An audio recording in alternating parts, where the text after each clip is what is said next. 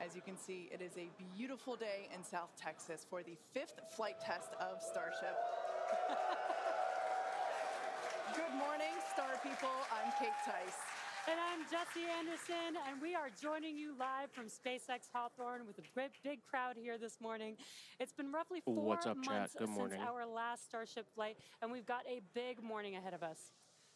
Flight 5, has a few primary objectives and one big first. We may be attempting to catch the Super Heavy booster. The teams at Starbase have been hard at work around the clock, upgrading hardware across the entire tower with focus on the chopsticks, the 2 mechanical arms that will reach out and catch the returning booster.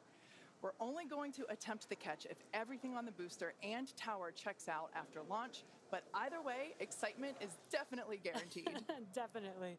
Today's Starship features a completely reworked heat shield with stronger tiles and a secondary layer, which is an extra layer of protection for the ship that will protect from any of the that will help protect if there's any missing or damaged tiles.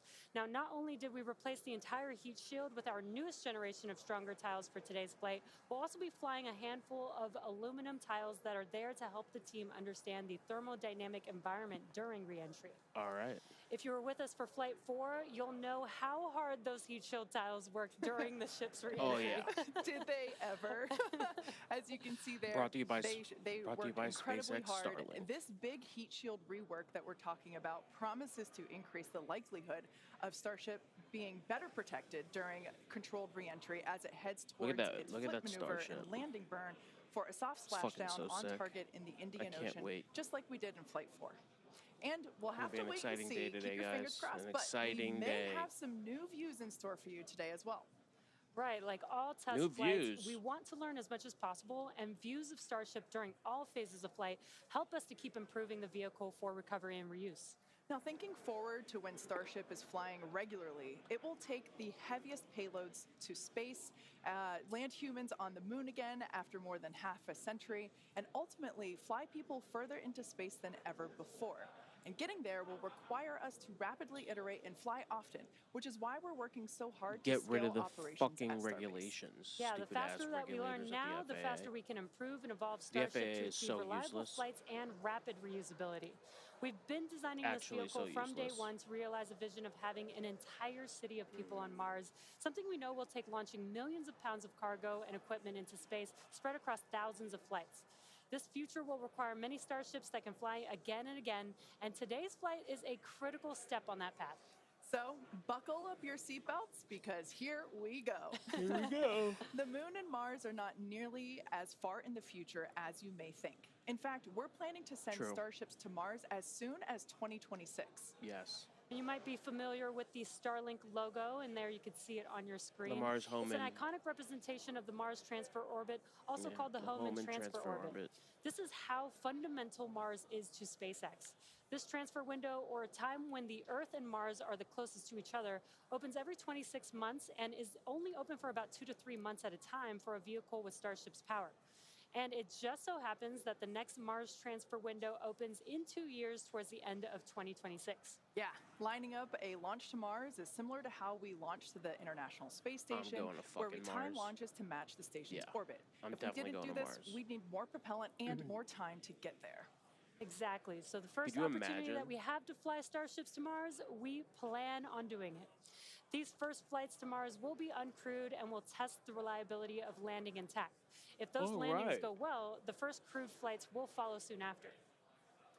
So it's safe to say it's all happening, and flights like today's are what's going to get us there. Change the world. Not only have we made several improvements to the Starship flying today based on what we've learned from our last flight, including extensive upgrades to Starship's hardware and software, we've also made improvements to the launch tower and catch mechanisms. And if you've noticed in some of the live views this morning, our teams have completed stacking the second launch tower, which will be coming online next year. Having 2 operational launch towers paired with ships and boosters rolling off the line in our new Star Factory will allow us to increase our flight cadence and test even more rapidly. And just a few miles away from the 2 towers, things are moving really fast at the heart of Starbase. Star Factory is rapidly coming online, with production teams already using the space as construction continues. The 1 million square foot Star Factory brings many parts of the manufacturing process under one roof for the first time, enabling moving as much system integration work as possible earlier in the build process, with the goal of eventually producing hundreds of Starships a year. That's crazy. It's such an impressive building. So, for example, teams can assemble an entire nose cone structure of a ship into a single piece and work on its internal systems all in one place. So if you're working on Starship and you have a question about the steps that you're working that happen before or after yours, instead of having to leave the building and go and find the person or the team with the answer, or waste time sending an email and waiting for their response, odds are you're right next to that person or team, and now you're working right alongside them, so you don't have to wait for a response. Yeah, exactly. It makes it a lot more efficient and faster to communicate. So not only are we rapidly iterating on these spacecraft themselves, but we're also innovating the way that they're made. Do you guys think they're going to catch it? It's almost too much to keep up with. Will it be a successful catch today? We're also posting updates on our account on X if you can't keep up. That'll help you. So if you don't already, make sure that you follow us at SpaceX on X. And I have a feeling it's going to get pretty busy. Oh, that is definitely an understatement. Walking the rocket and out. It's definitely going to be very exciting today. Look at that. So with that, let's meet today's Starship on the pad. Starship features two major parts: the ship, which has 6 Raptor engines, and the Super Heavy booster, which has 33 Raptor engines. The current iteration of Starship is essentially an experimental vehicle flying forward development. With a few planned upgrades, Starship will have 3 times the thrust of Saturn V, plus the added benefit of full reusability. Starship 2 will be capable of carrying more than 100 tons to orbit, and Starship 3 will be able to lift more than 200 tons to orbit. Wow. The amount of mass we're able to launch per rocket is crucial to creating a self-sustaining city on Mars. Now, to get a sense of how big Starship is, let's start with the average size human, which is about 2 meters high. Towering over our average human is the length of the Millennium Falcon, which comes in at 35 meters. Our Falcon 9 rocket, with the payload fairing attached, is double the size of the Millennium Falcon, standing at 70 meters. I love how SpaceX knows its audience. And nearly twice the size of that is the fully integrated Starship at 121 meters tall. The ship itself is about 50 meters tall, and the Super Heavy booster alone stands about 71 meters. And even crazier, eventually, the ship and booster will get even taller with future design iterations. Oh. Can't imagine it being taller than that. Starship's first stage has a diameter of roughly 2.5 times that of Falcon 9, and with 33 much larger Raptor engines, which you can see there on your screen. 33. Moving up the vehicle, the ship features 6 Raptors, 3 sea-level engines, and 3 vacuum engines, which are optimized to operate in the vacuum of space. The ship is designed for vertical takeoff and landing on any hard surface, like the surface of the moon. The ship is also outfitted with 4 flaps to help aerodynamically control the vehicle's attitude during atmospheric flight and enable a precision landing. To reach full reusability, ship must survive entry not just once, but over and over again. It took the... Oh, come on.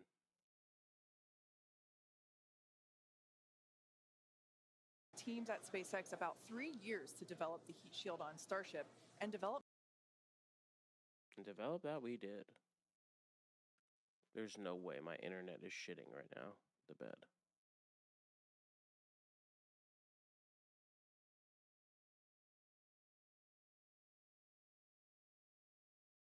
and a secondary protective layer. Okay. This promises to increase our chances of Starship making it through a controlled re-entry, and hopefully a little more intact this time around. Gotta connect this Starlink. And in between our first and second stages is our hot stage, which we last saw in action on flights 2, 3, and 4. Speaking of, let's take a trip back in time and talk about that last flight.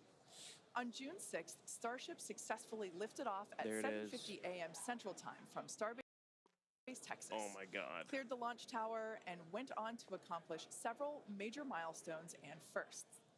As you can see there, Super Heavy booster lifted off successfully and completed a full duration ascent burn. I love the view of the sound waves there. Following separation, Super Heavy booster successfully completed its flip maneuver, boost back burn as well to send it toward the splashdown zone, and it also jettisoned the hot stage adapter, as you can see there. We don't have to jettison that adapter in future iterations because it'll be a different design. Now, as you can see here, the booster is returning back to Earth using those hypersonic grid fins to steer it towards a precise landing in the Gulf of Mexico. The footage that we have coming up here, there it is from the buoy. I still remember seeing this on X for the first time, and it was so incredible to see that booster coming down, ending its flight with a soft splashdown 7 minutes and 24 seconds into the flight, and the crowd went wild. And so did we. Starship's 6-second stage Raptor engine successfully powered the vehicle to space and placed it on a trajectory that would re-enter less than 1 orbit later over the Indian Ocean. And following a coast phase in space, Starship re-entered the Earth's atmosphere, successfully making it through the phases of peak heating and max aerodynamic pressure, and demonstrating the ability to control the vehicle using its flaps while descending through the atmosphere at hypersonic speeds. And of course, Starlink on Starship once again enabled real-time telemetry and live high-definition video throughout every phase of entry, with Starship external 4 was cameras awesome. providing views all the way to the flight's conclusion. Flight 4 ended with Starship, with, again, the crowd going bonkers, with Starship igniting its 3 center Raptor engines and executing the first flip maneuver and landing burn that we had seen since our high altitude campaign. Yeah, and that was followed by a amazing. soft splashdown of the ship in the Indian Ocean 1 hour and 6 minutes later. And we were all glued to the monitors watching the little flap that could the whole way down. Yeah, literally. Seeing the landing burn and Almost fell splashdown was off. an incredible moment for the entire SpaceX team, and we'll be looking out for many more of these incredible moments today. All right, so while today's mission profile is similar to Flight 4, we got a couple new test objectives, including catching the booster back at the launch tower. Catch the In about booster, 18 catch the minutes booster. from now, Super Heavy will ignite its 33 Raptor engines and lift off from Starbase. A little more than 2.5 minutes into flight, the Super Heavy booster will separate from the ship in a hot stage separation. After that separation, the booster will perform a flip maneuver followed by a boost back burn. And about 2 seconds after that burn ends, we'll jettison the booster's hot stage. As it heads back towards the ground, the booster will either attempt a landing, Starship and Super Heavy's landing burn, 39 Raptor engines are return to the chilling tower or down splashing in down preparation the for Gulf of Mexico. liftoff. Meanwhile, the ship's engines will remain lit for just under 6 minutes during its ascent phase before shutting down for the coast. The ship will coast for about 40 minutes. Let's refresh. Of about 213 kilometers. After that coast phase, the ship will be attempting a controlled re-entry, including a flip maneuver and landing burn, like we saw in Flight 4, just before splashing down in the Indian Ocean. Now, we say attempting because, again, this is just a test and nothing is guaranteed. Except excitement. It's like well, of almost course like there 40% is that. full right now. Now, both the booster and ship have to contend with some extreme Perfect conditions morning on for a re-entry, which rocket is where launch. those heat shield tiles will be put to the test. For this flight Look at test, all we do that. not expect to Look at all that recover any condensation coming hardware out. from the ship. With the exception of Falcon, this is no Just different than what rolling happens to out most along rockets the flying ocean today right that now. are This is expended, amazing. Look meaning at that they fall into the ocean after completing their mission. Eventually, we will return You're and watching reuse Super Heavy condensation right now. boosters They are and filling with Starships as we liquid do oxygen today and with liquid Falcon 9 and methane. Falcon Heavy boosters. And in fact, we've landed Falcon boosters 352 times to date. Oh, man. Damn. I hear you say that number, and that is just 352 wild. I still rocket remember the night, landings. Booster or at least landings. most of the night, that Falcon No one else Heavy, does it like or excuse me, that SpaceX, Falcon that's for landed for sure. the first time, and it SpaceX still is feels amazing. like We are yesterday. going to Mars, Yeah, and definitely SpaceX one of my is going to favorite bring us, moments and at I SpaceX. am going to And Mars. returning Super Heavy Mars will be live promises stream to chat. be an even more impressive sight and a huge moment on the road to rapid reusability. Yeah, speaking of rapid reusability, future Starship 16 designs will minutes. give Super Heavy boosters a lighter weight and integrated hot stage intended for full reusability, which will mitigate the need to jettison the hot stage like we'll do today. Similarly, even though ship recovery is not expected, the telemetry and data we receive all the way to the end is what we're hoping, or excuse me, is what we're looking for, and is what will get us to a rapidly reusable Starship of the future. Yeah, exactly. In other words, just like previous Starship flights, the payload for this mission is the data. All right, now that we have a handle on today's flight test, let's check in with Dan, who is right in the middle of the action. He's Oh just my a God, few it'd be so kilometers from cool to be Starship on the there. pad. How's it going, Dan? It would be so It's cool to be going there. great, Jesse. Welcome back to Starbase, everybody. It's been far too long. Little change of scenery this time. Right behind me is the Launch Control Center, where our flight controllers are counting down to our liftoff at 7:25 a.m. Central. We are a little bit later in our window. The main reason is we're working to clear out the range. Have not been tracking any technical issues so far to preclude that launch. So 7:25 a.m. Central, 12:25 UTC is what we're marching down to. As you can see, we're actively loading propellants on board Super Heavy and Starship. Liquid methane for your fuel, liquid oxygen for the oxidizer. Prop load on the ship started at about T-minus 49 minutes, booster at T-minus 40 minutes. We're going to keep loading propellants on those vehicles right down to the wire. Ship will close out at about 3 minutes and 20 seconds before T0, and then booster just about 30 seconds later. Come on, chat. We want to see a fucking catch. Startup sequence, it's going to look we need to see a catch what today. You saw on Flight 4. A catch would be amazing. Booster and its static fire. We're going to see the Raptors start to make fire at about T-minus 3 seconds, and then we'll start them up in 3 different banks. The first inner 13 will fire, and then about a second later, 15 of the outer ring engines, and then about 0.8 of a second after that, those final 5. All right, Chad, what's your... Are you excited? If we need to hold, are you excited? We have a built-in spot at T-minus 40 seconds. We can hold for stuff like if we need to finish clearing the range or if any other technical issues. Can I get a 1 in the chat if you're excited for the Starship launch? If there's nothing holding us back, we're going to go right past that and go down to 0. Press 1 if you're excited for this launch, guys. We're just under 14 minutes away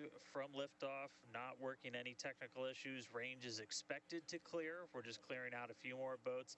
And as you can see, the weather is perfect. We had a 100% go for launch from the weather officer, so that was pretty unprecedented and something we really like to hear. If we're not able to go today, since we are loading prop, it would likely be about 48 hours before our next attempt. But good thing we're going to launch today. Really looking forward to being able to turn around and see it this time.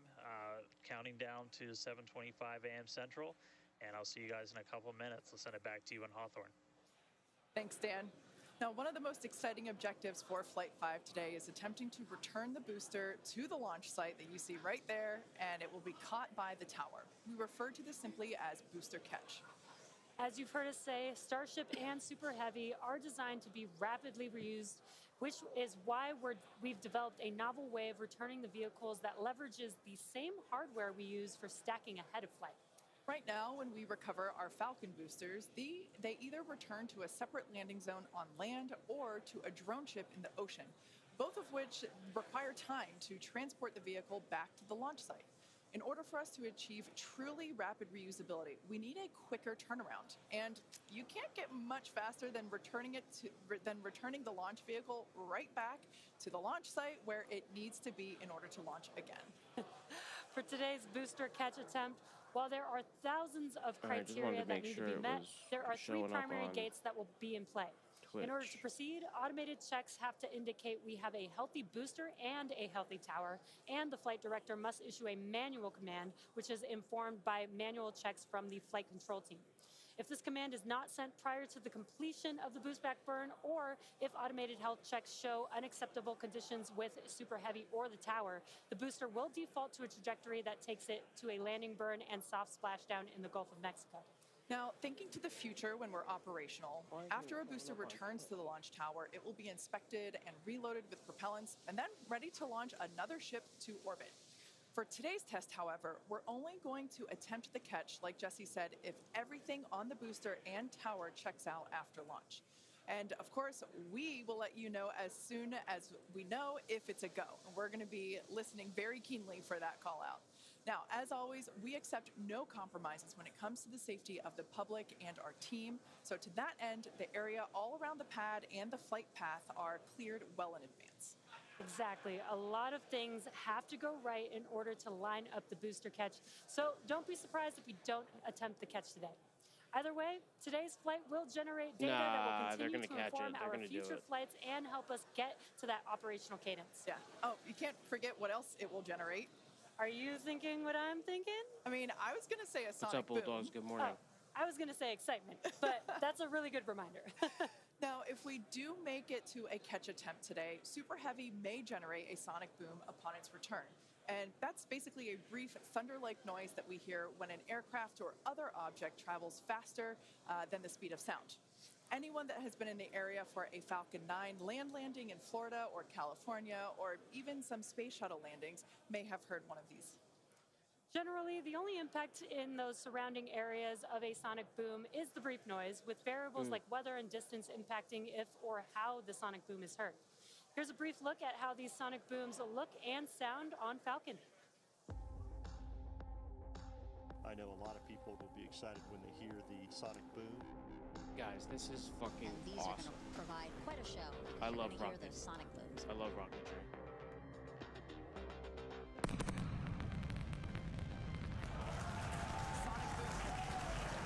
Booster landing leg deployed.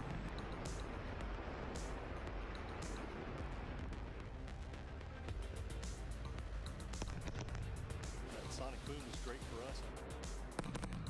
That thunderclap broke the sound. SpaceX has the best music.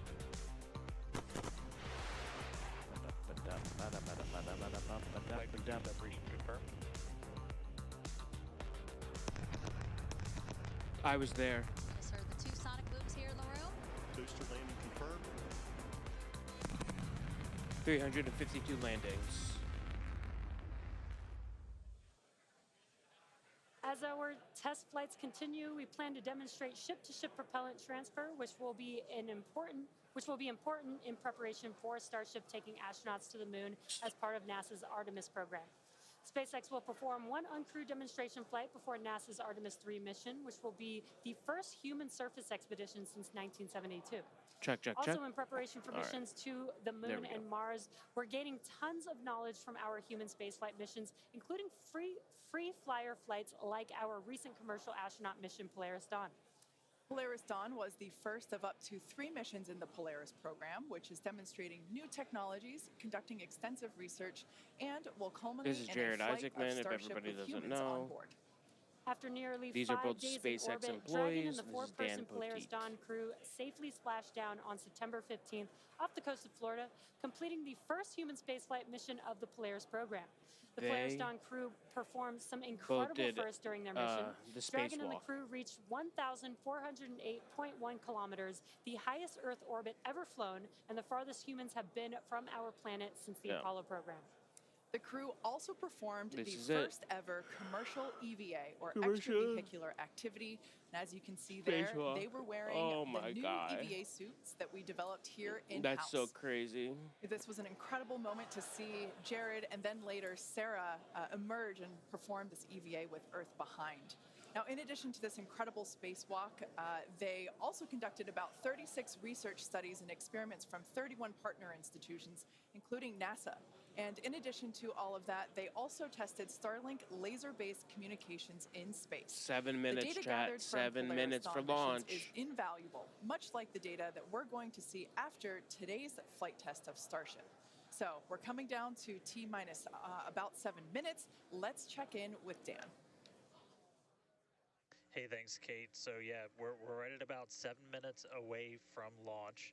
The main thing we are still working is that range clear. Again, we have to make sure boats, airspace, everything is cleared out of the way for our ascent corridor, basically. Guys, we're going to hope for a healthy system and everything, because if we don't, we're not getting a catch. So we're working on we need a catch today. We do have a window, we need a catch. Remember. Look what SpaceX So is saying. Let's look. End up holding at like a T-minus 40 seconds. We can hold for several minutes, allow those boats to get out of the way, and then we can launch.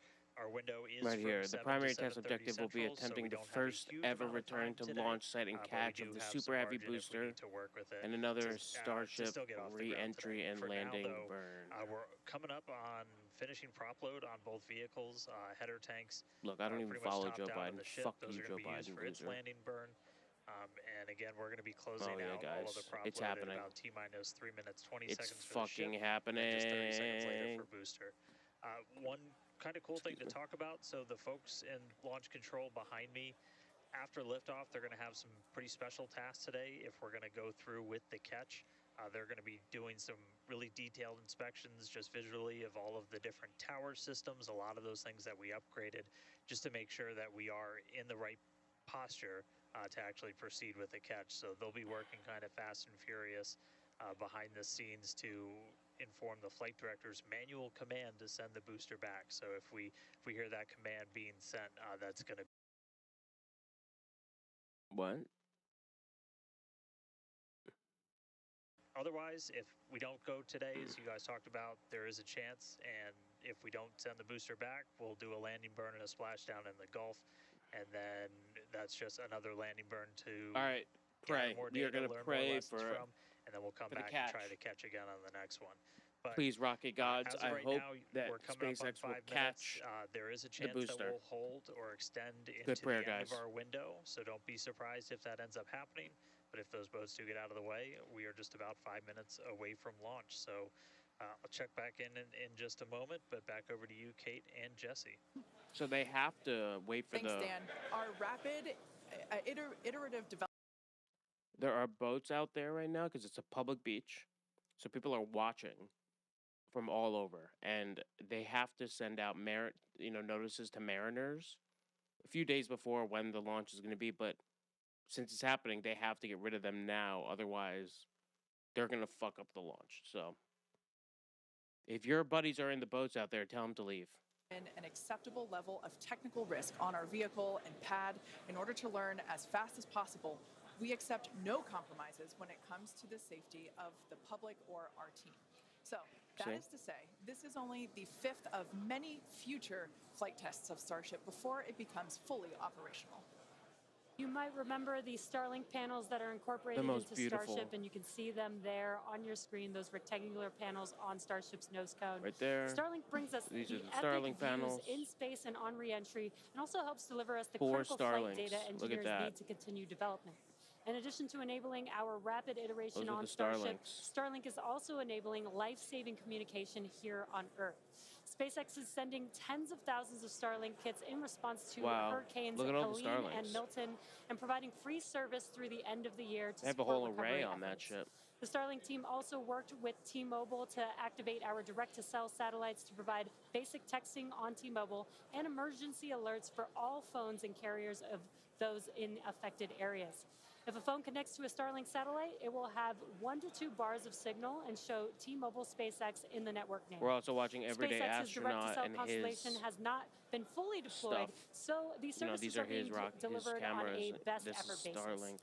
Starlink is enabling life-saving communication here on Earth and continues to help us push the limits in space. In the short term, by providing great views and real-time data on our next few flights, 2.5 minutes, chat. 2.5 minutes. Re-entry, which historically is a blackout period for all communications.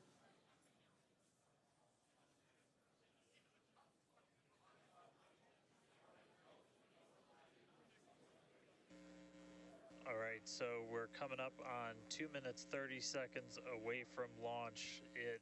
We were hearing like there was a pretty good chance we were going to hold it T-minus 40 seconds, but surprise, now it sounds like now it's gone. So, we are just a little over 2 minutes away. Guys, it's exciting. So Here it goes. A couple more things going to be happening. We did just close out our propellant load on the ship and the booster, so I am using Starlink right now. Yes, this is all being streamed from Starlink. Getting ready to go. We are streaming through Starlink. Starlink right now is going to be streaming this rocket to the vehicle, and this live stream. Cleared out on the ground before we lift off. We're doing some final checks on the vehicle, the thrust vector control that we're going to use to steer it, as well as the guidance system doing its final alignment, just a lot of our final checkouts. But we are starting to hear that it looks like the range is going to be clear at our liftoff time of 7:25 a.m. Central, 12:25 UTC. So here it comes. Puts us 1 minute, 20 seconds away from launch. Here it comes. Not tracking any technical issues. That range clear is the only thing that's been potentially poking at our launch. So I'm going to start to quiet down. We'll hear our flight director for today, Tristan Pierce, give some of the final call-outs. As of right now, we are 1 minute away from liftoff. Wow, 1 minute, guys, 60 seconds. Here it comes. Here it comes. Oh my God. Wow, it's happening. They're going to catch it. They're gonna don't change to T-Mobile. If you have FiOS, it's fine. FiOS is great, or fiber if you have Google Fiber. Flight directors, go for launch. Here it is, chat.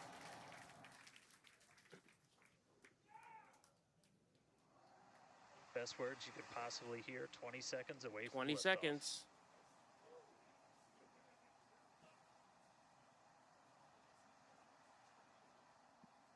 Off. 20 seconds. 9, 8, 7, 5, 4, 3, 2, 1. 33 wrap backs. They're all lit. They're all lit. You see? They're all lit. Vehicles pitching downrange. And here it goes. Oh God. I love this stuff. I love this rocket. Godspeed, SpaceX. Godspeed. Pressure nominal.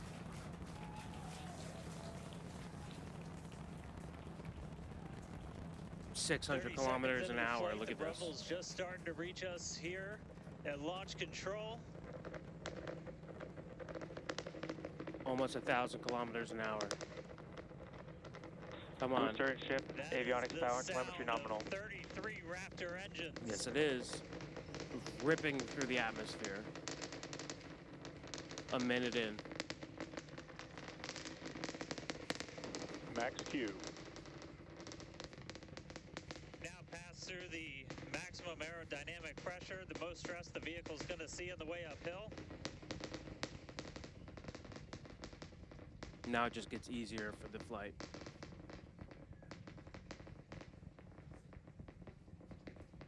All right, our next major milestone coming up, it's going to be hot staging. We're going to see the engines ignite on ship to push it away from the booster. Look, it's already halfway out. Look.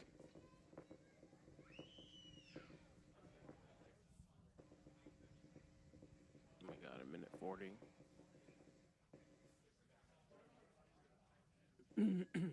All right, so hot staging is going to be the next thing coming up. First, we're going to see the booster's engines start to shut down. All but 3. Nice. We're going to do what's called most engines cut off instead of main engine cut off, because 3 are going to keep going, and then we're going to see the engines on ship ignite.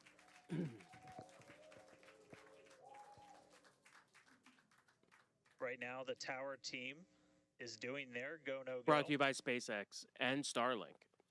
All of this is brought to you by Starlink. This stream, that stream, and we might hear some all of really this is brought to you by Starlink. Too. All right. Yep. Can still see it up behind me. That is one of the most gorgeous things I've ever seen in my entire life. Coming up on hot staging next. Here it is, hot staging. Ship engine There's startup. most engines cut off. And there it is. Stage separation. Booster stage separation. Hot stage separation confirmed. And the booster is coming back. Ship under its own power. I'm seeing 6 out of 6 Raptors lit. Nice. Hopefully I got a booster on the way back to me. I'm going to send it to you guys in Hawthorne. Oh, man. That was absolutely incredible. I loved how the crowd... Look, you can see it. The crowd here in Hawthorne all went, ooh, at that first view of the blue flames from the booster. Yes, there it is, in its orbit. First stage currently performing, or excuse me, is now making its way back to the launch site again. Back to the launch site. Avionics power and telemetry nominal. The booster and the tower are both performing automated checks to make sure we are go for the booster to return to the launch pad for that catch. And once those are complete, the flight director... Yes, the Hohmann transfers are next, Donovan. Flight directors go for booster return. Mars is next. And we did hear that the tower is go for catch. Look at that. That was one of the big criteria we were looking for. Guys, Earth is flat. Earth is definitely flat. Oh my God, flat earthers are losing their minds today. Losing their minds. Has been sent. Beautiful view here from the ship. Wow. And so exciting to hear that we got a go for booster catch. That means it's going to be a really exciting morning. Yes. Again, the go for booster is catch. making its way back towards now land in order to make that catch attempt in the tower. So incredible to see these views. It's coming you can see the ship on the right-hand side of your screen. All 6 Raptor engines are under full power. Once again, the booster is making its way back to the launch site. We oh my God, I can't believe we're about to watch this. Catch it using the chopsticks on the launch tower, the exact same tower that it just launched from. Just, wow, 5 minutes ago. Yeah, literally 5 minutes. Yeah, and the booster back. On nominal guys, trajectory. I can confirm the command was sent for the booster to come back. Oh my God, it was sent. Here it is. Now, it's pretty much right overhead of us, and we can see it starting to come down. I can't wait for us to hear the sonic boom through Dan's mic. Right. That is going to be incredible. It was so cool to hear the liftoff. And so once again, oh my God, guys. A successful on-time liftoff of Starship Flight 5. The ship has separated from the booster. The booster is there on your screen. It is making its way back to the launch site. We are going to attempt the catch using the chopsticks. They're gonna do it. We did hear the They're gonna do it. They're gonna fucking do it. They're gonna catch it. They're gonna catch it. We are go for catch. Oh and my in order God. to Guys, we should just be about 30 seconds away from our landing burn. Oh my God, it's happening. It's gonna happen in 3 phases. We're gonna land 13 engines, burn off all of that velocity. Oh, we can see it coming down. Oh my God, it's ripping.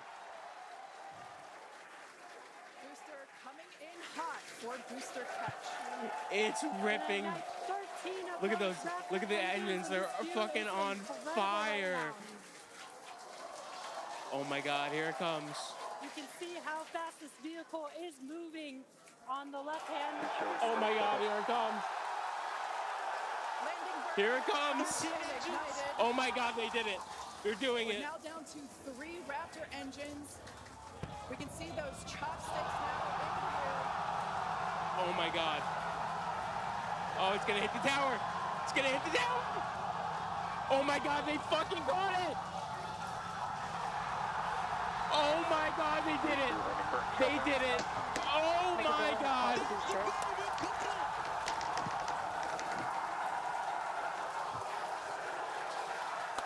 This is absolutely incredible. Oh my God.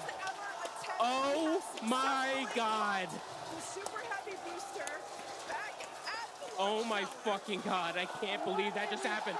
First try. First try. Oh my God. Oh my God, are you kidding me that just happened? Dan, wow. I don't know about you, but my heart is beating so fast. I've never.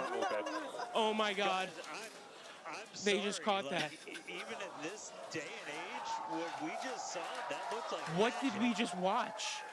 What did the fuck did we just watch? Your view must have been insane.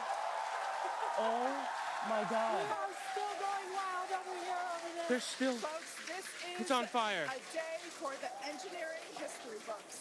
We just watched. We just took the next step to Mars. Of the super heavy booster, as it has just been successfully caught back at I thought it was going to hit the. I thought it was going to hit the. I thought it was going to hit it. Dan, I love this. You are reflecting. I thought it was going to hit the booster. I thought it was going to hit the tower. Except maybe I'm speechless. Oh my God! I can't believe I just watched that. How was that? We got it. I can't even imagine being standing there. I can't even imagine standing in Starbase right now. We have to post. We have to post. Main engine cut off, ships in orbit, but I am like shaking right now. I'm speechless. I'm speechless. This is not. Yeah, I mean, let's check in on ship. It's hard to believe that. Starship nominal orbit insertion. All right, exciting news there. It's hard to believe that, booster isn't the only excitement that we have today. Just confirmation there. A gorgeous view of planet Earth behind the ship. And it is now in the orbit that we expected it to. This is just an incredible day. Live views there. as the booster vents some pressures there. That is a live view from the top of the tower looking at the chopsticks. I am still in disbelief. I'm trying to catch my tears just like the chopsticks caught the booster. It has been nonstop since liftoff.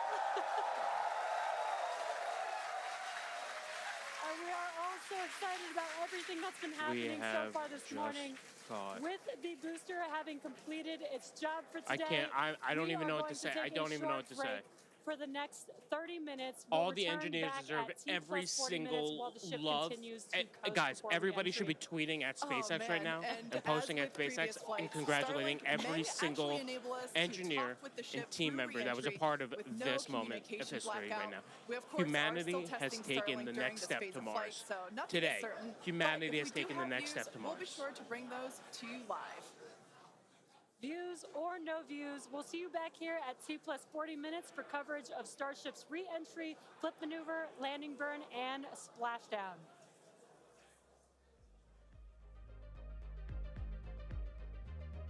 Congratulations to everyone on the Starship team.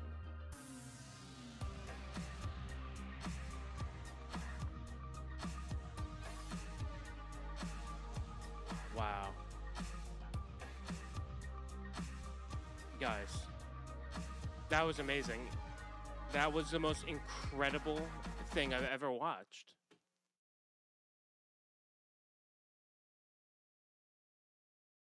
Let's watch it again. Landing burn has been ignited. We're now down to 3 Raptor engines. I can't believe I just witnessed this. We can see this. those chopsticks now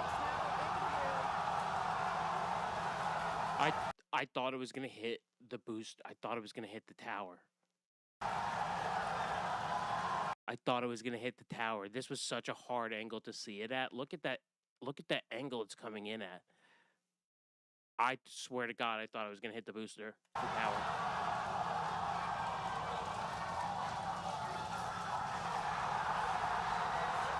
Booster running burn shutdown. Megadilla had caught the booster.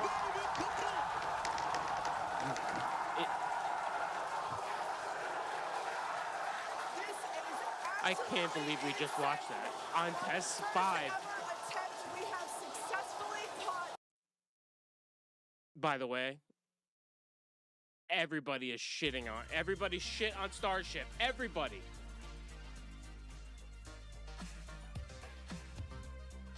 Oh, it's never gonna work. Elon's rocket's never gonna work. Jeff Bezos can't even fucking get his rocket off the ground without blowing up. This shit blew up one time and now they're catching it.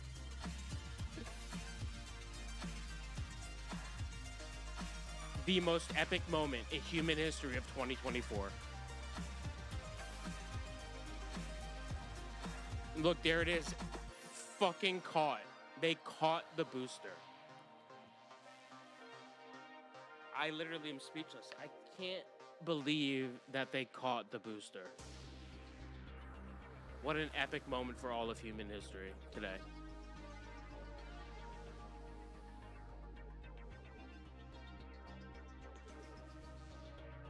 With Starship in the background, just cruising. Oh my God.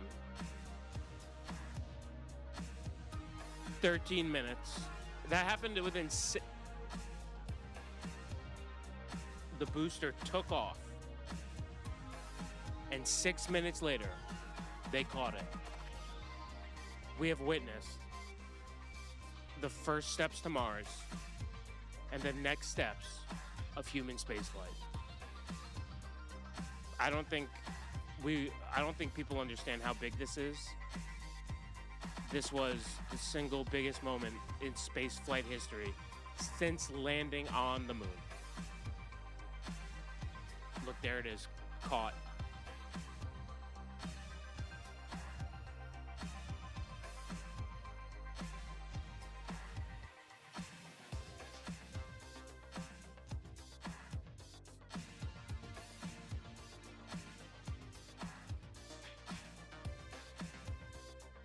I mean, these views are amazing from Starship. I can't believe that they caught it. I can't believe we were all there to see that, guys. That was amazing. What did you guys think of that? That was incredible. That was the most incredible thing I've ever seen, for sure.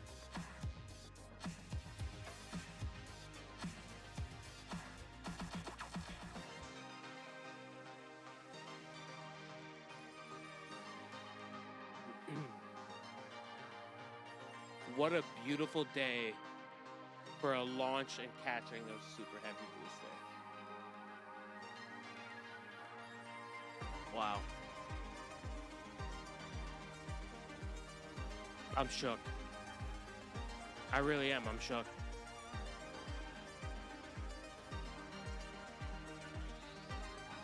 Should we play some games?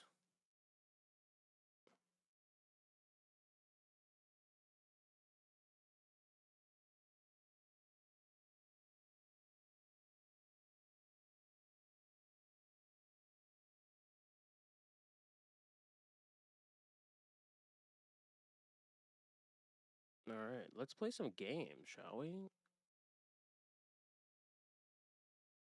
Okay. Everybody is doing this right now. Mechazilla has caught Starship. 3 Raptor engines. We can see those chopsticks now in here.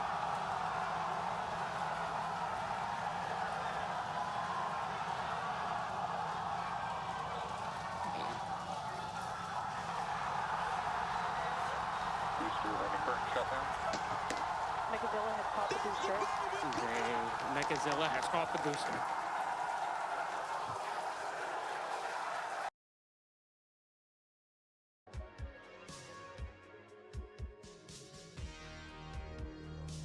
Let's leave that up there.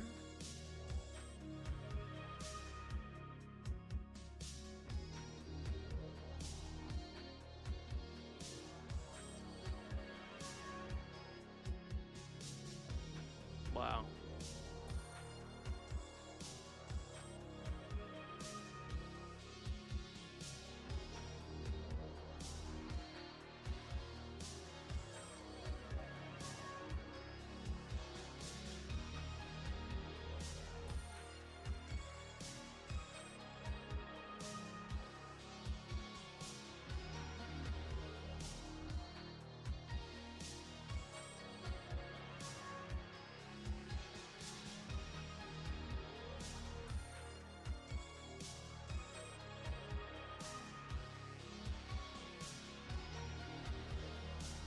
Wow. I can't believe this happened. I literally can't believe. No, it's a computer-driven landing catch. It was not manually caught. Yeah, Casey, they'll be back at probably plus 40 for sure. Yeah, I'm going to keep it playing in the back. We're going to watch some Twitter. We're going to play some games, maybe.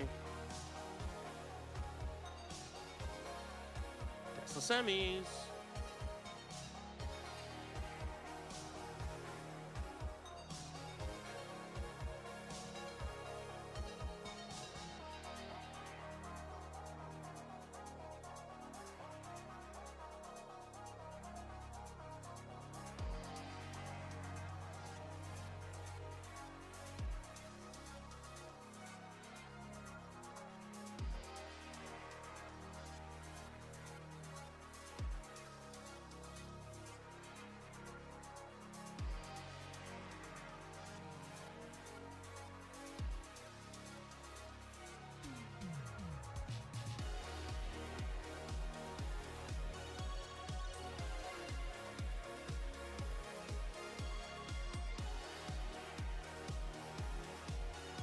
I do love SpaceX's music.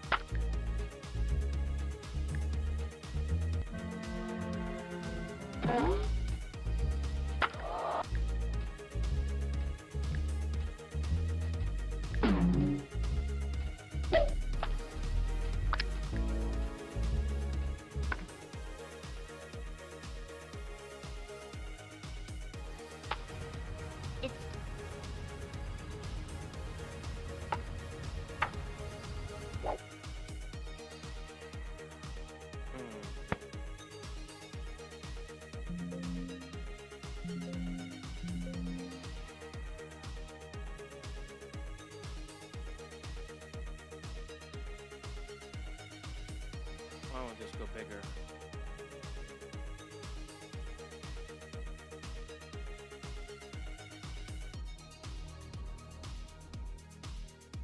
Play some backyard baseball and watch some SpaceX?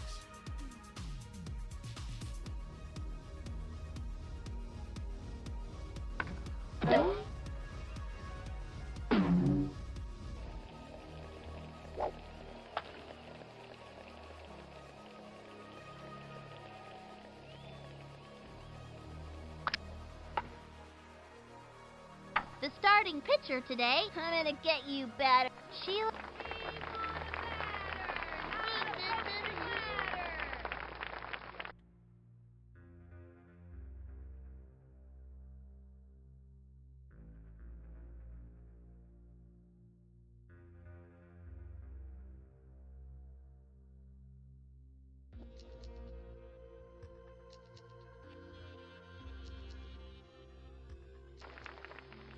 Deberías tomar lecciones de bateo.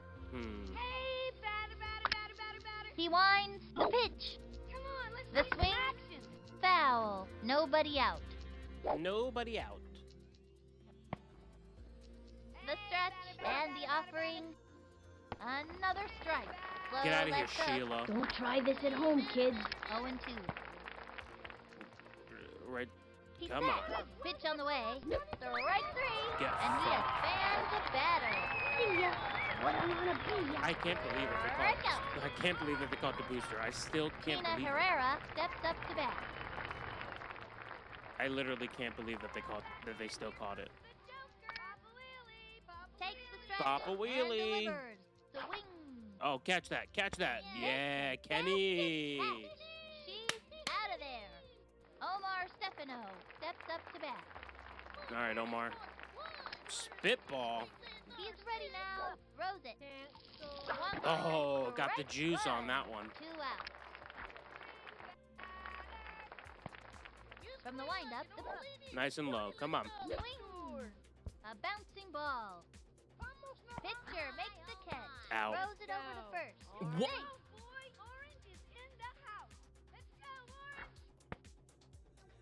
What? Judy. He's ready now. Cuts to the plate. Smacked one left of center. Lots of room. Catch that, Pablo. Brings up beautiful catch. Get out of here. And that'll do it for them this inning. That'll do it for them. One more time. That's the way we get it done. Now pitching, Paco Kaufman. When he's not striking out batters, he's been known for his ability to hula hoop like a champ. Guys, his record is... It is so beautiful. Space. Look at Earth. It's like the Starship is like moving sideways with it. Yeah, see? It's like sliding across it. 43 minutes without stop.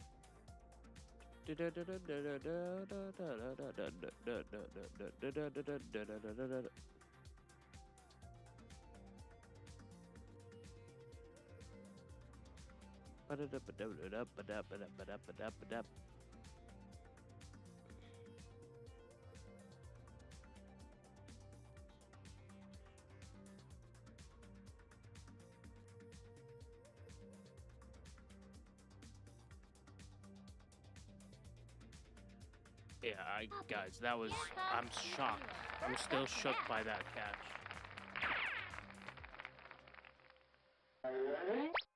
I'm gonna hit a touchdown. Here's all right, the motion, PD. and delivers. A swing. Oh, Strike one. fuck. Swung early. No outs. That was right down the middle, From too. the windup, here's the pitch. Ball. High and outside. Nice. And the count is 1-1.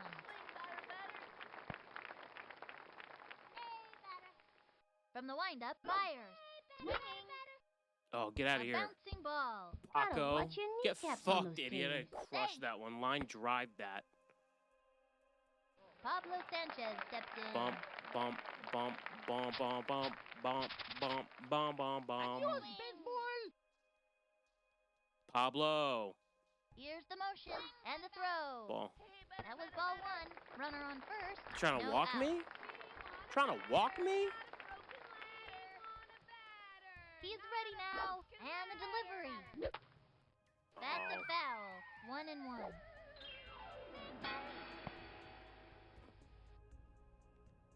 He comes center. And the delivery.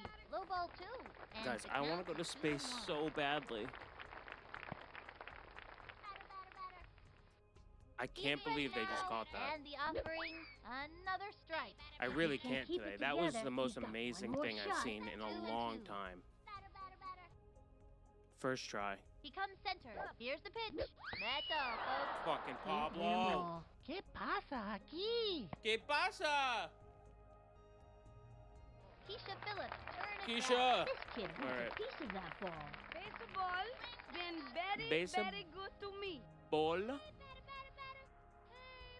He's ready now. Here's the pitch. She's from the DR. Swung on and belted. Oh boy, get out of there. Get out of there. Yes. Keep going. Keep Ball going. is still in play.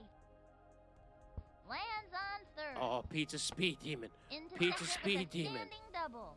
And that puts them in the game. Pizza Speed Seth Demon. Morgan comes up to the plate.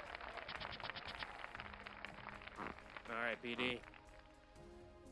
As you can tell, I've modeled my stance off the great Babe Ruth. Swing, batter. Here's the motion and the throw. What do they do to this? Swinging. Oh man, And that popped pop fly. up. She's out of there. Damn it. Okay, that'll bring up Marky Wood. This is me.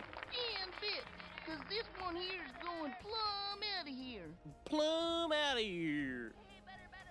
He winds and the delivery. Strike one. That one got by him. That's some shit.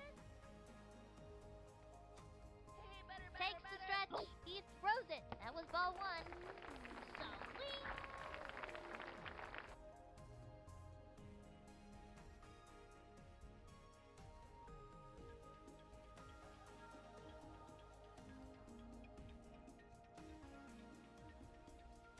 Guys. All right, we're gonna go look at Twitter again after this, or X. The wind up. Cuts to the plate. Swung on. Oh, that's a line long fucking one, drive. Oh yeah. Oh my god. Lands on third. Get fucked. Oh my god, they're dropping the ball left and right today. Check out the instant replay.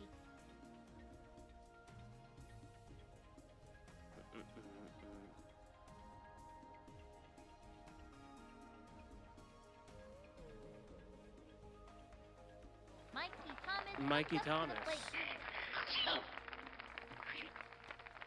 I'm gonna get on base. The wind-up fires. A swing, strike one.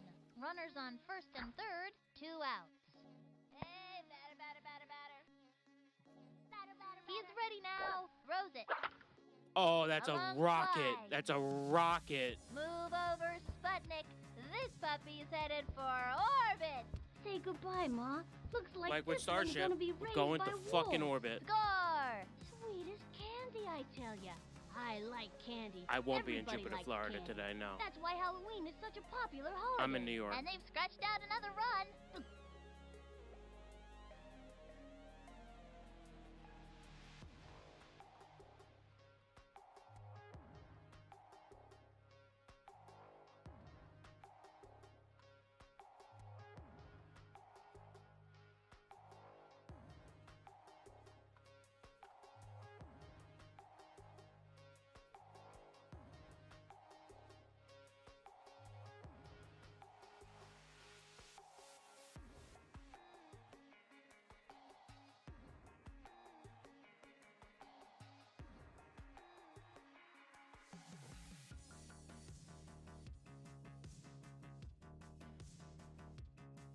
The music is fucking sick.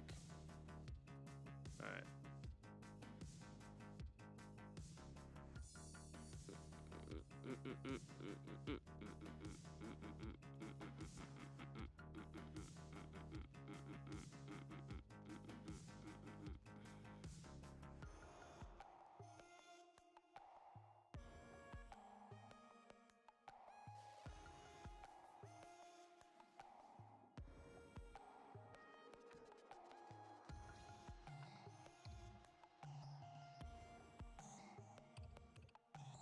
Incredible work that space.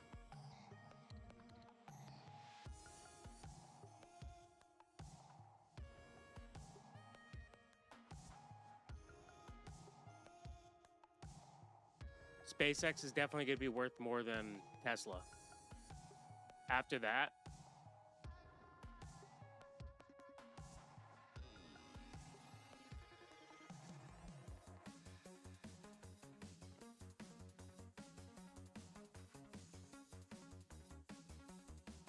do you believe now?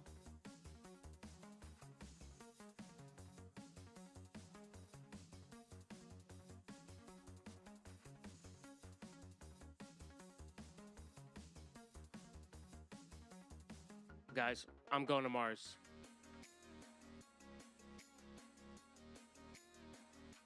I'm not entirely sure, Bulldogs.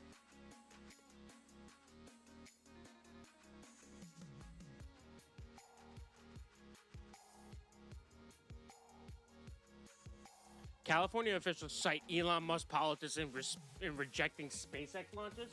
Fuck California. Rejects SpaceX plans to launch more rockets off the Central Coast.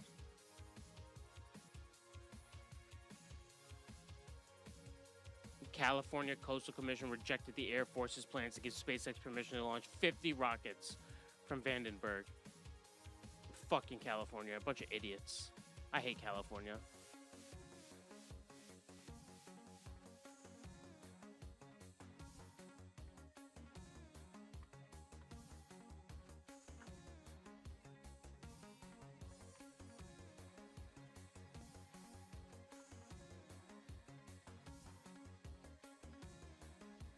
Don't be like California and ruin humanity's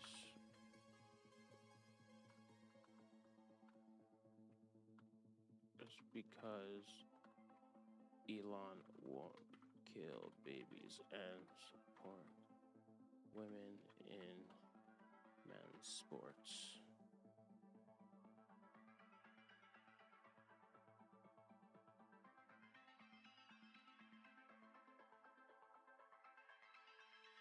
Can fall off of the map and no one would care at this point.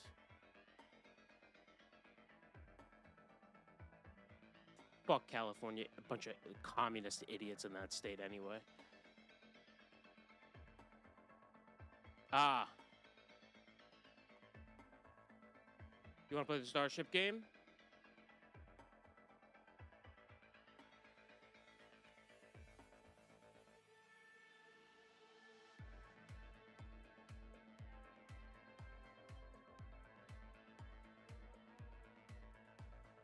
SpaceX.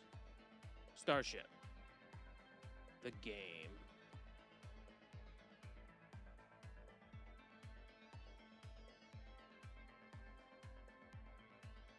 And DW and spacebar? Okay.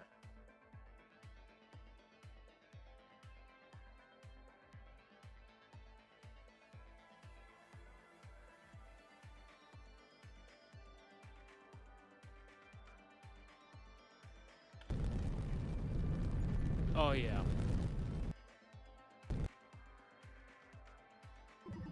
Oh. Either ran out of food or forgot you had it. Play again. What?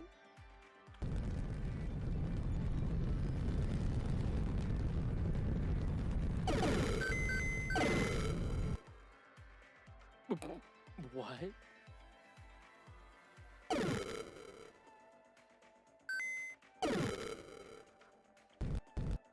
Ah.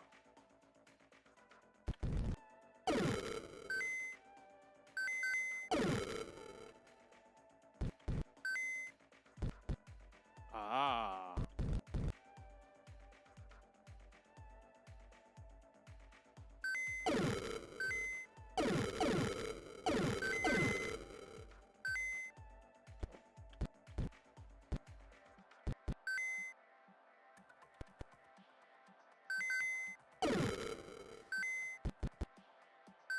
I don't actually know what I'm supposed to be doing.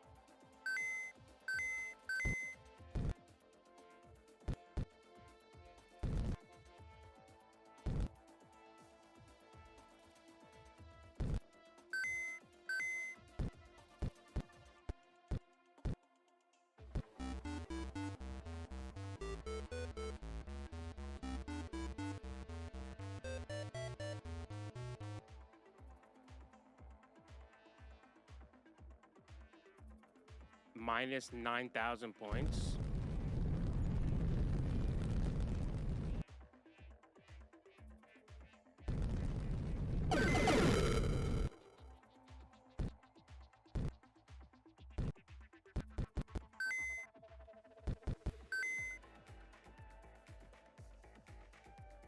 SpaceX engineers were like, yeah, I'm gonna make a game today.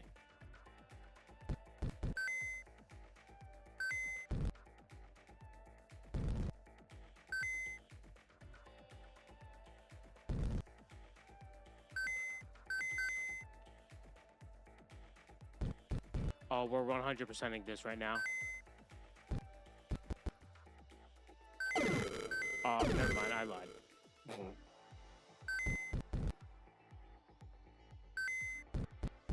This is basically what the booster did today.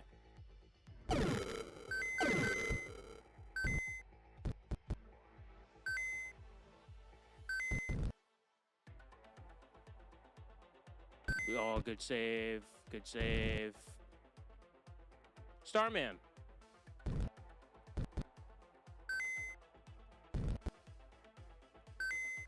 Oh, yeah. Oh, yeah, look at that.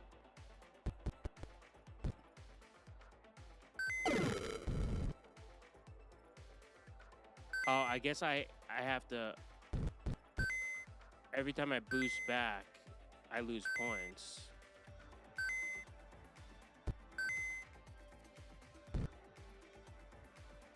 Ah. Ah. Ah.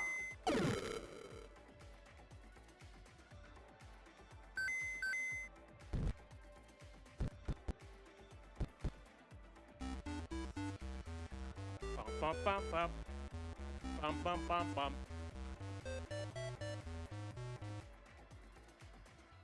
It's kind of fun.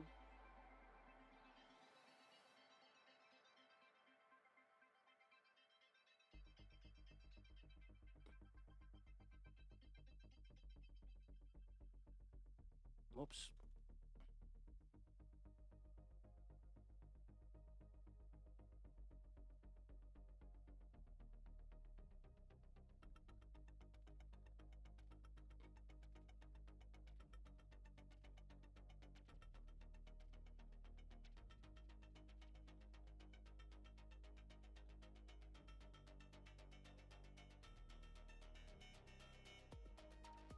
I can't believe this happened today. I can't believe. Did you fucking see that?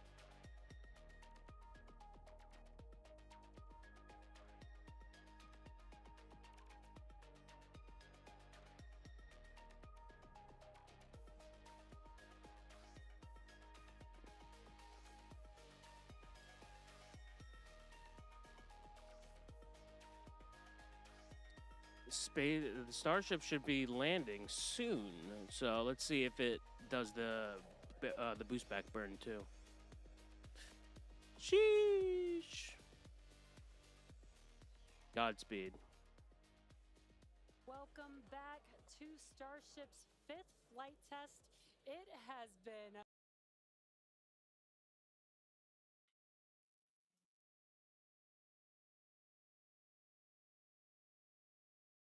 5 a.m. Central Time. The Super Heavy booster and ship had a successful separation as well as a good boost back burn and catch separation of the hot stage adapter.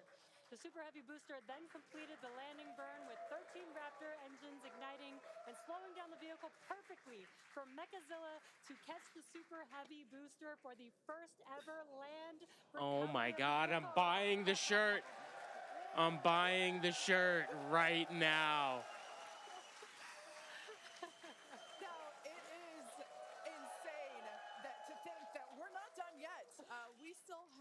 In about 48 minutes, the ship will re-enter. Literally on the website right now. Flaps that will today, not that could.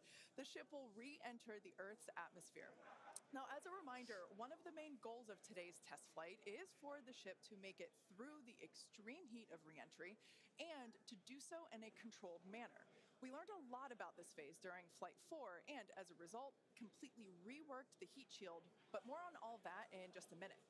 Now, re-entry is typically a portion of flight where we don't have communications with the spacecraft because re-entering, it'll be re-entering at about 8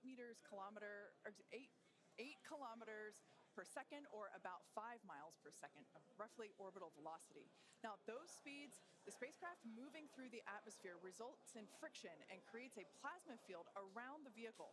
We saw this in action on Flight 4 thanks to Starlink, and wow, it was breathtaking. Guys, we're literally buying these shirts right now. Communication frequency. So it's not uncommon to experience brief blackouts in communication, but hopefully that's not the case today. And Kate, that's where Starlink has just kind of been just the unsung hero and the MVP of this test campaign. I mean, it's able to give us data, not just awesome video, but also data in real time as we're going through reentry. I mean, this is something that throughout the history of spaceflight just hasn't been possible. And this is an environment that is so unforgiving, so hard to model, so hard to understand. And for the first time ever, we're able to literally watch as it unfolds in real time, get that data in real time. And we're able to do that with Starlink. And it's great for us because we get to see something. We get to see the greatest light show on the planet or off the planet. But what it means for this program, we're able to learn tremendous amounts about our heat shield, our angle of attack, everything that we're doing as we're coming in through the atmosphere at hypersonic speeds. And it's, you can't. Guys, we bought the shirt. And also we bought the SpaceX shirt. See some additional flap camera views. We've got a really amazing Starship shirt. It's in. Cameras, electronics, software people. The Mechazilla shirt. And so hopefully they're going to give us an even better show on the way in today as we're coming in at about 5 times the speed of sound. Guys, we got the shirt. Mechazilla. Yeah, those flaps, Dan, that you see there, that's what's helping. Starship is in we got it. Attitude for entry, approaching the entry interface. And some good call-outs there, preparing for re-entry for Starship. And again, that's what Dan was mentioning, those flaps on the vehicle. And if you've been watching us for the last few minutes, you could see that the flaps were moving rotating flat around and helping orient the vehicle as it prepares for the beginning of re-entry today. Yeah, exactly. Re-entry will be enabled by that heat shield that you see on the bottom half. That heat shield is made up of 18,000 hexagonal ceramic tiles, and they are designed to insulate the vehicle during atmospheric entry. At that point in time, temperatures can be as high as 26,000 degrees Fahrenheit or about 1,400 degrees Celsius. Pretty cool.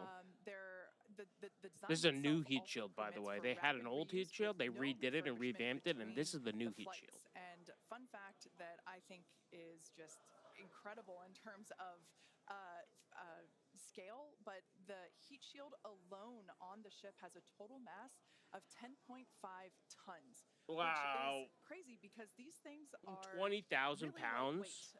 They're made out of ceramic. We have a couple of them here. The one that I'm holding is used on flat surfaces as, let's see if we go that way, because as it's flat, the one that Jesse has is kind of more what you see there on the side.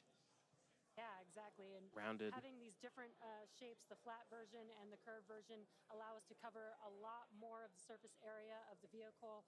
Again, we need to protect every portion of it. So even those curved surfaces, and especially the hinge area, if you watch Flight 4, is really what we want to make sure that we protect. And yeah, Kate, these are very, very lightweight.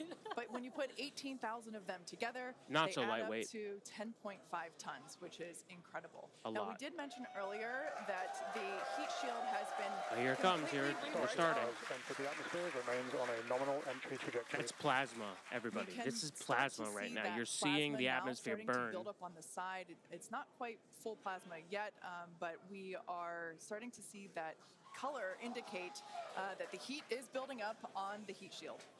Yeah, this is such a cool sight to see because you never get to see this live before. Yeah. before flight. Before flight 4. Yeah. And this is the... as Kate mentioned, it's getting a little more red, as you can see there on your screen. That means that heat is building up, but that's exactly what these heat shield tiles are there for. It's literally ripping the particles in the air and superheating them. You can see it. It's so hot right here, and then it's cool. So, it gets cool as it goes out. But this is the hottest part. Light the 3 center Raptor engines, and those are the engines that can gimbal or maneuver or point, and they do that to help flip the ship until the engines point down so that it can land using the Raptor's thrust in the ocean. SpaceX so that is will amazing. Happen after SpaceX we get is through the single this greatest company on Earth. Period. Again, now starting to see, and we also might start to see the flaps actuate a little bit here as the vehicle controls its roll. Powered by Starlink. During re-entry. That was one of the main learning points from Flight 3 was the roll control didn't work quite as well as we wanted it to. We learned that we needed some redundancies, so we added more roll control thrusters, and we'll see those in action as well today, as that was a Flight 3 learning that worked better on Flight 4 and still enabling that same design today. Yeah. Starship has passed through 85 kilometers altitude. Flaps now have control of the vehicle. Yeah, now it's the flaps. Great call out, as Kate mentioned. The flaps are controlling the attitude of the vehicle. And I love these views because it looks so calm. Everything is relative, right? I know, we're not hearing any of the noise. It looks so calm and smooth, but the vehicle is traveling extremely fast. You can see the speed extremely on the bottom fast and extremely hot. Screen. Starship is designed to land on Mars where there are no runways or other humans to help out. So we also want rapid reusability. So we're doing propulsive landing instead of a more traditional means like parachutes. And so we will use the engines on this vehicle to help slow the vehicle down for a vertical landing. Yeah.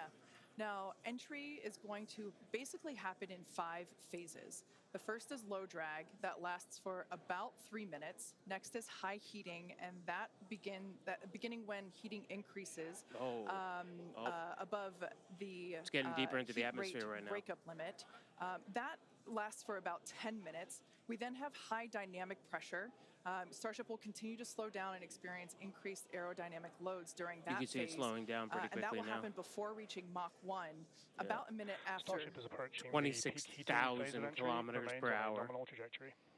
Okay, so that was phase 2 that he just called out, that I was mentioning. After peak heating is that dynamic pressure.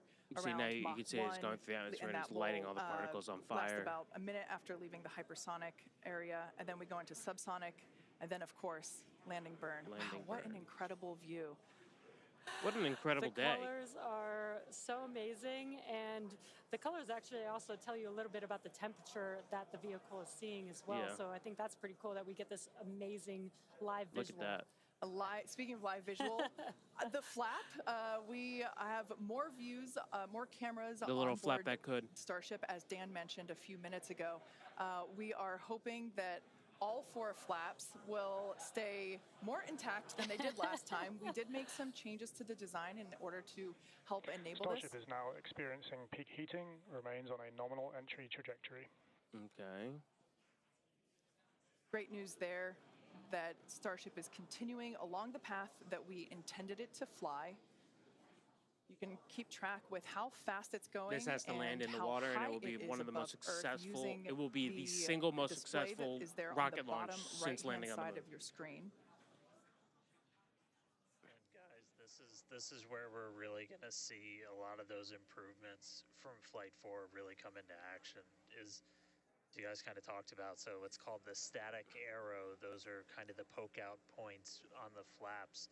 Those get exposed to some pretty extreme heat environments, and so we added some additional, basically made it a lot more robust for the thermal protection there. And we learned it is definitely much more robust. From visuals and stuff like that. We had those missing tile tests on Flight 4 where we intentionally left some out, kept in some backup layers. They're called ablatives, which means they just gradually melt away to help dissipate the heat. And we've got an entire layer of ablative underneath the tiles on this Starship today. So even if you get a gap in a tile or a tile is broken, anything like that, we've got essentially backup options. And what we're really trying to do today is do an on-target landing. As we lost the flaps, you lose a lot of your control, and so we didn't land right on target last flight. This time we're trying to really nail the target within just tens of meters, and that'll just be a really huge step on feeling like we're closer to bringing a ship back. Obviously, there's a lot of work before we get there, but we just caught a booster. Yeah, I know. They just we're gonna start looking real soon at when we can catch a ship. So the view on your left is as a helicopter passes by Dan, bound at Starbase. The view on your left is a camera that's positioned near the nose of the ship, looking basically down toward the flap. The view on the right is looking perpendicular to the flap. So we're looking basically bird's eye view onto the flap on the left-hand side, and then a worm's eye view from the side with that view on the touchdown. right. Guaranteed, there's gonna be another great Maverick touchdown. Just buzzed the tower. he might be coming back. So. Now, these views brought to us by Starlink. It's incredible that we have this high-definition capability. In fact, literally. that view on the left... Starship is now halfway through the peak heating phase of entry, remains on a good trajectory. Okay. So good great job. news there, hearing that we're about halfway through the peak heating phase. Like I said earlier, this lasts roughly 10-ish minutes. And we did hear earlier that the flaps have control of the vehicle, so also good news there. You know, it is incredible that we've basically had views the entire time. The entire time. Yeah, no stopping. Memory did black out a little bit after booster catch, so I think we had views. But, you know, all through the coast phase, we had some beautiful views of planet Earth behind the ship as it was in its orbit. Yeah. And I also do want to point out on your right-hand screen, we've got a more encompassed view of the flap. As we watched in Flight 4, the hinge area was the area where we got a little bit of that burn. This view, will help us be able to visually see more of what's happening in that area. And again, we have improved our heating tiles, and so hopefully we've protected the hinge a lot better this time. Chill has started. But again, these views are there's never been a better day to be an American than today. To the data that we get on these flight tests that help enable us kind of put the data that we get in the computer to the visuals that we see and try and align those and use that for improvements in the future. Now, we heard a call out there saying that engine chill has begun. This is an indication that we are starting to flow a little bit of the super cold liquid oxygen through the hardware, through the Raptor engine, specifically the turbo pumps, to help ensure that the hardware is at the right temperature before we was doing this give on a purpose. full push, a full flow of propellant at engine startup. So all of that to say, we are getting closer to the landing burn. We definitely are. And again, if you look at the bottom right hand of your screen, you can see the altitude that the ship is, and it has been slowly making its way closer and closer to Earth. We're currently at about 63 kilometers from planet Earth, and you'll see that number trend lower and lower as we get closer and continue through this reentry. Yeah, this is going to go on for a little, actually a while longer. We have about 10 minutes or so, roughly, before we execute the landing, the ignition for the landing burn, starting with the landing flip. So we're making a controlled reentry. This is one of the primary objectives for Starship today, is to demonstrate another controlled reentry, even more controlled than what we saw on Flight 4. And so far, that is looking good.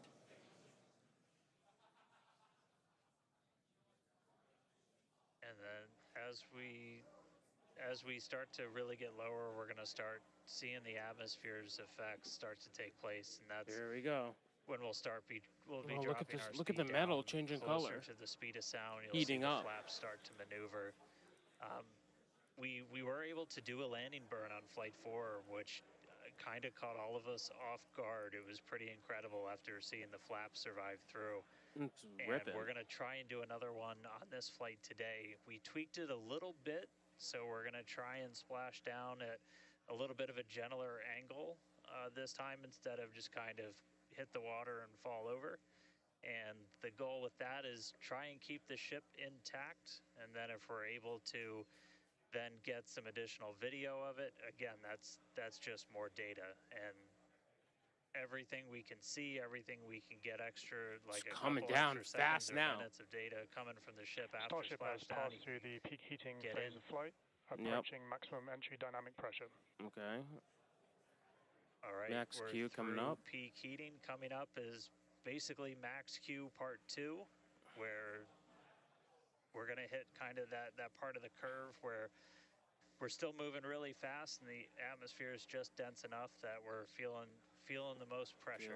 But hopefully we're going to start feeling a little bit less heat now. Whoa, look at those, look at all the cameras they have up now. SpaceX isn't playing around. Oh, okay, so you see how it's getting more orange, means it's getting more oxygen. Back down to Earth. And nitrogen. And we did pass through peak heating and still got really good views throughout that whole period. Typically, during the highest heat on the vehicle, Starlink is amazing. We tend to build up a lot of plasma, and that's typically when we would lose, connection or views of the vehicle. But again, with Starlink, we were able to get some live views throughout that entire process there. And we're coming up. We'll start hearing a couple more milestones in about 4 minutes or so when we start getting down to like the transonic, the subsonic, when we're starting to move closer to and beneath the speed of sound. And I mean, we're getting live views, we're getting live data. We've got a couple additional tests on this one today where we left off some missing tiles again to test some additional backup Look at this layers. from Sean.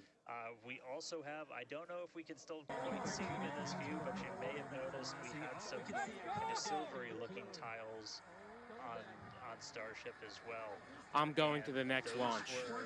And we are going to live stream from the fucking beach. They were wrapped in aluminum, and it was a pretty simplistic, straightforward. I'm going. I'm so going. I'm going to the next fucking launch. Where steel starts to lose its strength, not necessarily melt. And so if I mean, this angle was amazing. We know what our steel is going to be exposed to. But yeah, 59 minutes should be coming up on transonic and everything in just about 3 minutes. And I'm literally getting goosebumps. I'm literally getting goosebumps. On the views here, we have coverage of all 4 flaps. We can see, I literally have goosebumps. Catch a glimpse of the vehicle before liftoff. There are 2 flaps at the forward end and 2 flaps at the aft end. The larger camera view that is there on the right-hand side of your screen, that is a view of one of the aft end or the bottom end flaps. Amazing. We can start to see some heat buildup and peeking through on one of the flaps there in the top left-hand corner of your screen.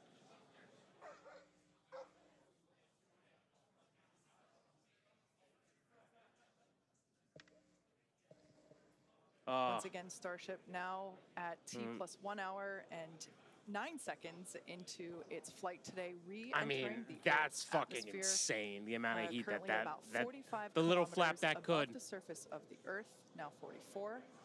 We are targeting a soft splashdown in the Indian Ocean. It's got a lot of heat. About, come on. northwest-ish of Australia. And we are attempting to, as we did on Flight 4, make a perform a flip maneuver as well as Starship is at maximum entry dynamic pressure. Oh. Remains on a good trajectory.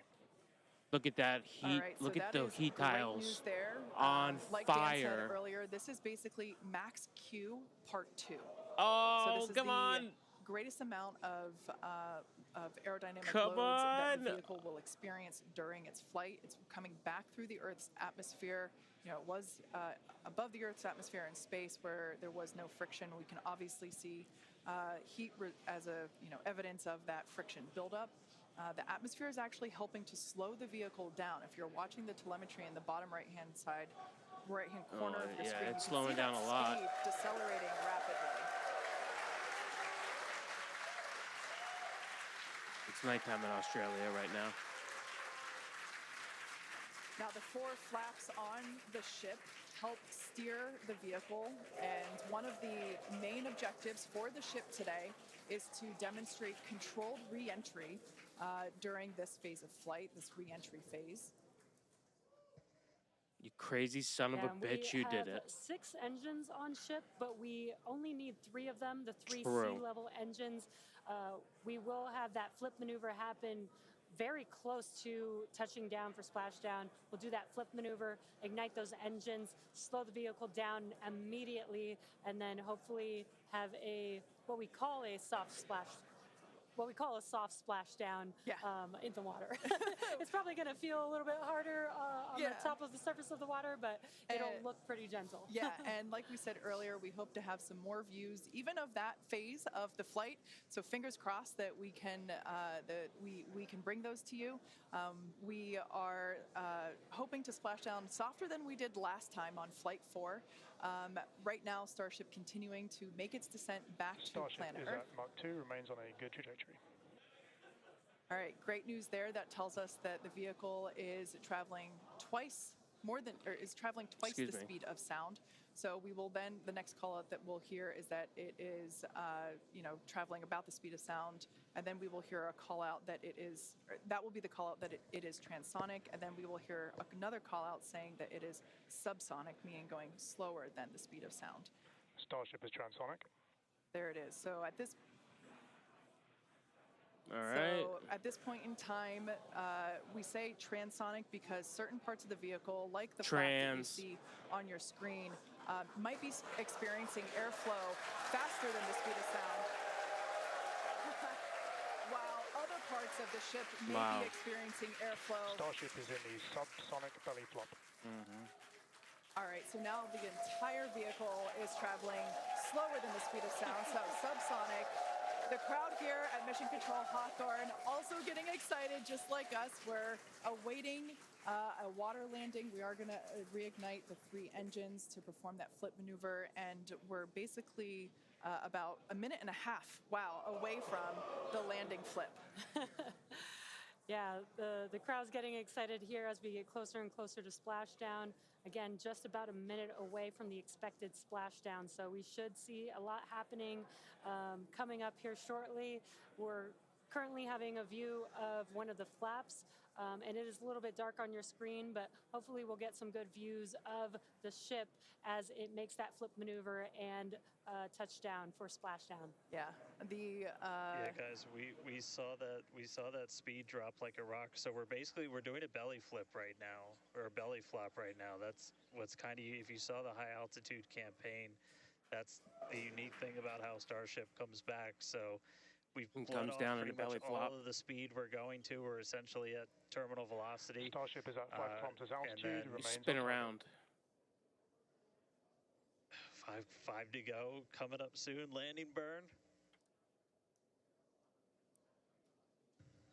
Landing burn coming up at any minute now.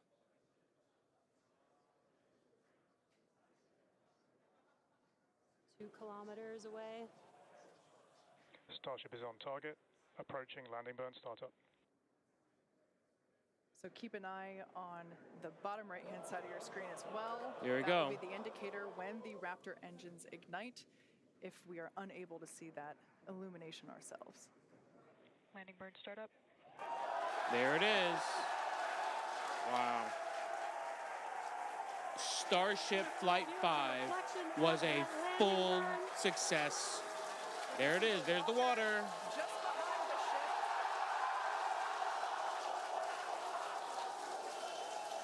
And it came down and it swung like this. Starship has landed. And it is in the water. I think it is safe to say we have a ship in the water. Wow. Touchdown! Oh! Big old explosion. What an incredible end to Starship. There it is. A live view from a buoy that we had out at the landing zone. An incredible view of ship landing just about on target as they were calling out. That was amazing. And today couldn't have been any more successful. Congratulations, SpaceX. Congratulations, Elon. Congratulations, every single engineer that has worked on this. Congratulations to every single person. Wow. Man, I don't think we're going to be able to get a ton of extra video of the heat shield, but we hit the target. We hit the target. Yeah. I mean, it's upside down. You know we hit the this ship is upside down in the water right now. Placed in a pretty specific spot, so wow. What a day. I feel like that's all. That's what I get to say. What a day. And it landed right in front of the buoy. I mean, everything started off an hour with that launch. We were able to lift off towards the end of our window. And a beautiful day in Boca Chica. AM Central Time. 33 out of 33 Raptors on the way uphill. Successful hot stage. Booster came back. We watched it come down right behind us. Watched it get caught. And that broke my brain for a while. I'm really happy we had coast for a bit, but that's first ever booster catch, major step on the way to rapid reusability. Congratulations, SpaceX. Congratulations, Elon. Congratulations, Gwen Shotwell. Congratulations to every single person. Flaps intact, made it down to the water. Hey, Starships were meant to fly, and it sure as hell flew today. So Starship. Let's get ready for the next one. Meant to fly. Hands up to fly, and touch the sky. By Mechazilla. Yeah. By Mechazilla. It's been such an incredible day today. Congratulations to our teammates and to everyone who supported the Starship program. And thank you to all of our future customers for your support. And we'll also like to thank the people of Cameron County, Texas, as well as the Coast Guard, the Federal Aviation Administration, the Government of Mexico, and the Australian Space Agency. Now be sure to follow SpaceX on X for more the updates FAA on today's are a bunch test of losers. flight, and of course for future Starship news. Today was amazing, but the SpaceX action isn't over yet. Soon Falcon Heavy will launch NASA's Europa Clipper, and we're also going to be returning Dragon back to Earth. That's with two NASA's boosters. Crew 8 astronauts. So congratulations again to congratulations, the SpaceX team. SpaceX. What an amazing launch and an even cooler catch. Thank you for watching, but we're going to leave you with an awesome recap of what has been the most epic day. Oh my God, look at that view. Oh my God. That was the most amazing view.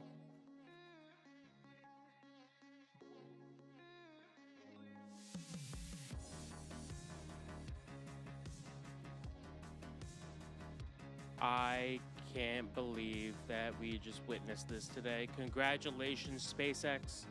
Again, congratulations every single person that worked on this rocket, that is working on every future rockets, that's working on Starship, that's working on Starlink, that's working on Falcon 9, Falcon Heavy, all of it. Oh, Mechazilla doing the moonwalk.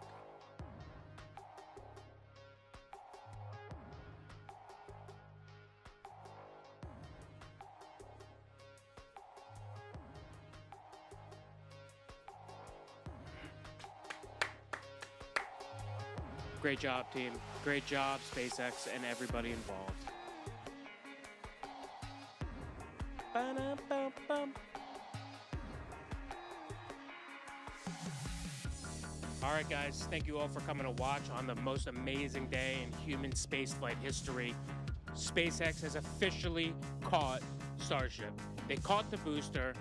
Starship has landed in the ocean. It was successful. Elon Musk has done it. We are on our journey to Mars. Thank you so much for coming, and I hope you guys have a wonderful rest of your day.